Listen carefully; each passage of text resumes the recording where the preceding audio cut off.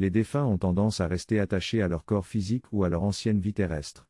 Le délai de 5 jours permet à la conscience de s'éloigner progressivement du corps physique et de réaliser sa nouvelle situation, facilitant ainsi la transition vers l'état subtil. Pendant cette période, certaines âmes peuvent aussi être accompagnées par des guides ou des entités spirituelles pour les aider à comprendre et à accepter leur nouvelle réalité. Cela permet également de s'assurer que l'âme est prête pour le processus de transition vers d'autres plans d'existence. Il est important de noter que ce délai peut varier d'une personne à l'autre, car chaque expérience de passage à l'état subtil est unique. Certaines âmes peuvent avoir besoin de plus de temps pour accepter leur situation, tandis que d'autres peuvent faire la transition plus rapidement. En résumé, la période de 5 jours entre le moment du décès et l'enterrement est un temps nécessaire pour permettre à la conscience de l'âme de s'ajuster à son nouvel état et de se détacher progressivement de son ancien corps physique. Cela facilite la transition vers l'état subtil et le passage vers d'autres plans d'existence. La mort est un sujet complexe et mystérieux qui suscite de nombreuses croyances et peurs. Le passage de l'état physique à l'état subtil se fait après la mort du corps physique. Selon certaines croyances, l'âme peut rester près de son corps physique pendant un certain temps, généralement entre 3 et 5 jours, afin de s'acclimater à sa nouvelle réalité. Ce processus de transition est lié à la conscience de l'âme. Plus la conscience est élevée, plus l'âme peut rapidement comprendre sa situation et accepter sa nouvelle réalité. Cependant, si la conscience est attachée à l'ego et aux aspects matériels, cela peut prendre plus de temps pour l'âme de se détacher complètement de son corps physique. Après la séparation du corps physique, l'âme peut se retrouver dans différents plans d'existence.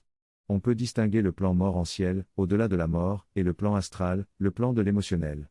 L'accès à ces plans dépend de la fréquence vibratoire de l'âme, qui peut être influencée par sa propre évolution spirituelle et sa conscience. Certaines personnes peuvent percevoir des portes ou des tunnels lors de leur passage vers l'état subtil. Ces portes peuvent être liées à différentes fréquences vibratoires et permettre à l'âme de se connecter à différents plans. Le travail sur la conscience et l'évolution spirituelle sur Terre peut influencer le passage vers l'état subtil et faciliter l'accès à des plans plus élevés, comme le plan mort en ciel. Cependant, chaque expérience de la mort et de la transition est unique, et il est difficile de faire des généralités. Il est essentiel de garder à l'esprit que la mort reste un mystère, et les croyances et perceptions sur ce sujet peuvent varier selon les cultures, les religions et les individus. Le sujet de la mort et de l'au-delà continue d'éveiller l'intérêt et la curiosité des êtres humains, tout en restant empreint de mystère et de spiritualité. Cette personne est décédée des suites d'un cancer et elle a vécu cette transition de manière sereine et sans jugement. Elle avait une conscience élevée de sa multidimensionnalité et de la nature évolutive des forces à l'œuvre dans l'univers. Avant de quitter le plan physique, elle était déjà en résonance avec le plan de conscience auquel elle accède après la mort. Elle avait une connexion avec ses plans supérieurs et une fluidité entre son esprit et sa matière. Son ajusteur de pensée lui permettait de maintenir une vibration équilibrée tout au long de sa vie.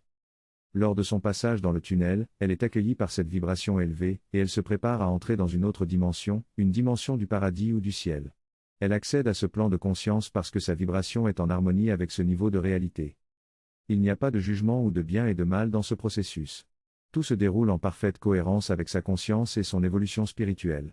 Elle est prête à passer à cette nouvelle étape de son existence et est accueillie avec bienveillance dans ce monde d'après la mort. Il est important de noter que chaque individu peut avoir une expérience unique et personnelle lors de la transition vers l'au-delà. Les expériences peuvent être influencées par les croyances, les émotions et le niveau de conscience de chaque personne. Le passage dans le tunnel de la mort et ce qui se trouve au-delà restent des mystères profonds qui suscitent de nombreuses questions et réflexions. Lorsque l'individu quitte le corps physique à travers le processus de la mort, il est accompagné par une vibration qui traverse tout son être. Cette vibration est en lien avec sa conscience et son niveau de préparation pour accéder à un nouveau plan de réalité.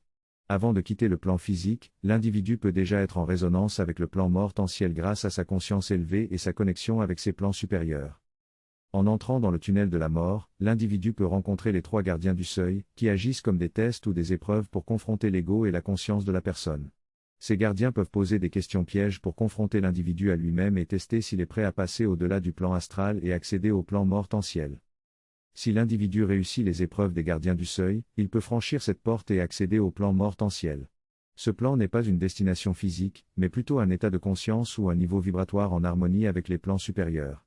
Il est décrit comme un monde de l'esprit, où l'individu peut se retrouver en étant totalement désidentifié de son ego et de son corps physique. L'accès au plan mort-en-ciel est conditionné par la préparation de l'individu et son niveau de conscience. Ce n'est pas obligatoire pour tous, et certains peuvent choisir de se réincarner ou d'explorer d'autres plans de réalité après la mort. Il est important de noter que ces concepts sur la mort, le tunnel, les gardiens et le plan mort-en-ciel sont basés sur une vision spirituelle et peuvent varier en fonction des croyances et des enseignements spirituels de chaque personne.